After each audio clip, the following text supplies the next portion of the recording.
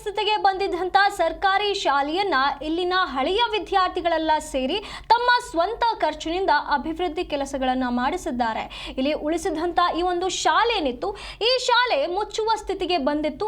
ಸರ್ಕಾರ ಮಾಡಬೇಕಾಗಿದ್ದಂತ ಈ ಒಂದು ಕೆಲಸವನ್ನ ಹಳೆಯ ವಿದ್ಯಾರ್ಥಿಗಳೆಲ್ಲ ಸೇರಿ ಮಾಡಿದ್ದಾರೆ. ಇನ್ನು ಮುಚ್ಚುವಂತ ಹಂತಕ್ಕೆ ಬಂದಿದ್ದಂತ ಶಾಲೆಯನ್ನ ಉಳಿಸುವಂತ ಕೆಲಸ ಮಾಡಿದ್ದಾರೆ.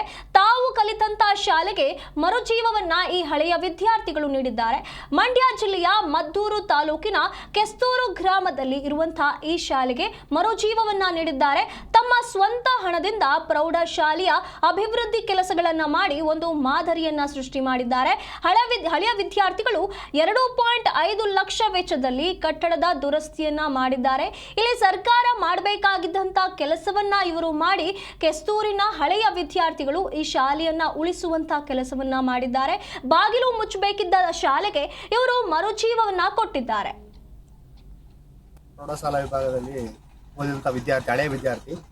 ನಾವು ಇದೇ ಶಾಲೆಗೆ ಒಂದು ಸರಿ ಭೇಟಿ ಕೊಟ್ಟಾಗ ಈ ಶಾಲೆಯ ಫುಲ್ ಶಿಥಿಲಾವಸ್ಥೆಗೆ ತಲುಪುವಂಥ ದಾರಿಗೆ ತಲುಪಿತ್ತು. ನಾವು ಇದೇ ಹಳೆಯ ವಿದ್ಯಾರ್ಥಿಗಳೆಲ್ಲ ಸೇರಿ ಒಂದು ಕಡೆ ಈ ಶಾಲೆ ಏನಾದರೂ ಒಂದು ಮಾಡಬೇಕು, ಈ ಶಾಲೆನ ನಾವು ಸಾವಿರಾರು ಜನ ಬದುಕು ಕಟ್ಟಿಕೊಟ್ಟಂಥ ಜಾಗ ಇದು. ಈ ಜಾಗದಲ್ಲಿ ಕರ್ನಾಟಕ ಸರ್ಕಾರ ಏನು ಕೊಡುಗೆ ಕೊಟ್ಟಂಥ ಈ ಸರ್ಕಾರಿ ಶಾಲೆಗಳೇನಿದೆ, ಈ ಕರ್ನಾಟಕ ಸರ್ಕಾರದ ಎಲ್ಲ ಇಲಾಖೆಗಳಲ್ಲಿ ಇರುವಂತಹ ಮಹನೀಯರುಗಳು ಏನಿದ್ದಾರೆ ಅವ್ರನ್ನೆಲ್ಲ ಕೊಡುಗೆ ಕೊಟ್ಟಂಥದ್ದು ಈ ಒಂದು ಸರ್ಕಾರಿ ಶಾಲೆ. ಈ ನಮ್ಮ ಕೆಸ್ತೂರು ಸರ್ಕಾರಿ ಪ್ರೌಢಶಾಲೆ ಏನಿದೆ, ಇದು ಅಳಿವಿನಂಚಿನಲ್ಲಿತ್ತು. ಸೊ ಎಲ್ಲ ಸುತ್ತಮುತ್ತಲ ಶಾಲೆಗಳಿಗೆ ಪರೀಕ್ಷಾ ಕೇಂದ್ರೀಯ ಒಂದು ಶಾಲೆ ಇದು.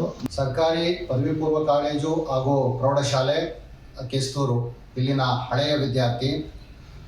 ನಾವು ಒಂದಷ್ಟು ಹಳೆಯ ವಿದ್ಯಾರ್ಥಿಗಳು ಶಾಲೆಯ ನಾವು ಓದಿದಂಥ ಕೆಸ್ತೂರು ಸರ್ಕಾರಿ ಪ್ರೌಢಶಾಲೆಯ ಸ್ಥಿತಿಗತಿಗಳ ಕುರಿತು ಶಾಲೆಗೆ ಭೇಟಿ ನೀಡಿ ಅವಲೋಕಿಸಿದಂಥ ಸಮಯದಲ್ಲಿ ಅಲ್ಲಿ ವಿದ್ಯಾರ್ಥಿಗಳ ಸಂಖ್ಯೆ ಗಣನೀಯವಾಗಿ ಕಡಿಮೆ ಆಗ್ತಾ ಇತ್ತು.